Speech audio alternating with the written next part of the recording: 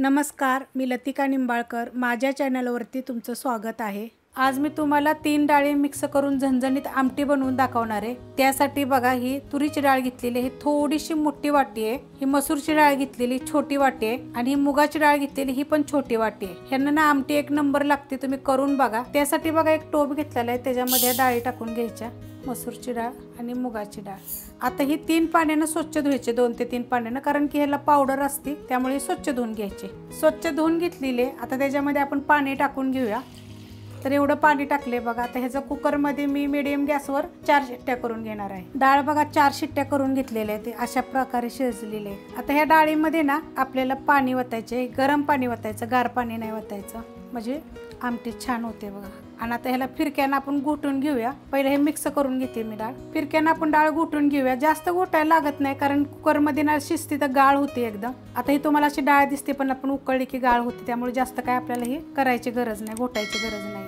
डाळ बघा घोटून घेतलेली आहे. टोपातनं मी ह्या भांड्यामध्ये वाडग्यामध्ये ओतून घेतलेले, अशा प्रकारे होते बघा डाळ. टोप गरम करायला ठेवलाय, त्याच्यामध्ये तेल टाकून घेऊया. 1 ते 1.5 चमचा टाकायचा, तुमच्या आवडीनुसार टाका. 1 चमचा टाकलेला आहे आणि चांगलं कडक गरम होऊन देऊया. तेल गरम झालेलं आहे, त्याच्यामध्ये 1 छोटा चमचा जिरे मोहरी चांगली तडतडली की 2 चिमूट हिंग पावडर, कढीपत्ता, थोडीशी हळद आणि 1 मोठ्या आकाराचा कांदा बारीक कापून घेतलेला आहे.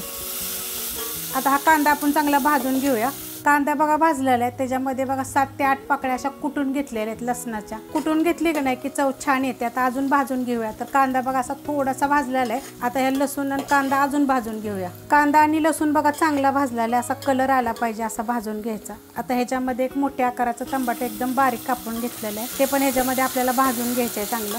बघा अशा पद्धतीत झालं पाहिजे बघा. टमाटर किती सॉफ्ट झालेलं आहे, ह्याच्यावर कांदा लसूण सगळं हे शिजून निघतं चांगलं. आता ह्याच्यामध्ये आपण थोडीशी कोथिंबीर टाकून घेऊया. ते देशी कोथिंबीर आहे, त्याची जेवढी कवळी देठं असतात ना तेवढी देठं घ्यायची बघा, छान लागतं चवीला. आता ह्याच्यामध्ये कांदा लसूण मसाला, तुमच्याकडे जर नसेल तर तुम्ही मिरची पावडर जरी टाकली तरी चालेल. 2 चमचे मी टाकलेले आहे. आता हे मिक्स करून घेऊया आणि ह्याच्यामध्ये चवीनुसार मीठ टाकूया.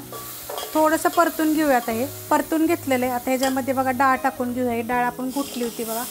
आता तुम्हाला किती आमटी पाहिजे त्याप्रमाणे पाणी टाकायचं. आता आपण डाळीचं जे भांडं होतं त्याच्यामध्ये आपण पाणी टाकलं होतं, ते पाणी टाकून घेऊया. तर 1.5 ग्लास टाकलेलं आहे बघा पाणी. तर एवढी आमटी झालेली आहे. आता ह्याचा गॅस आपला ह्याचा मीडियम आहे. ह्याच्यावरून थोडीशी कोथिंबीर टाकून घेऊन हिला उकळून देऊया चांगलं. आमटी बघा चांगली उकळलेली आहे, अशा पद्धतीत होते बघा, मस्त लागते एकदम. तुम्ही करून बघा. आणि एवढी पातळ झालेली आहे बघा. ह्याच्यापेक्षा जरी पातळ पाहिजे असली तर करायची. तेवढ्या डाळीमध्ये ना आपल्याला हे 4 ते 5 माणसांसाठी पुरती आमटी मस्त होते. भाताभर ह्याच्यावर खायला एक नंबर लागते. ही जर रेसिपी तुम्हाला आवडली तर लाईक करा, सबस्क्राईब करा, कमेंट करा आणि शेअर बी करा.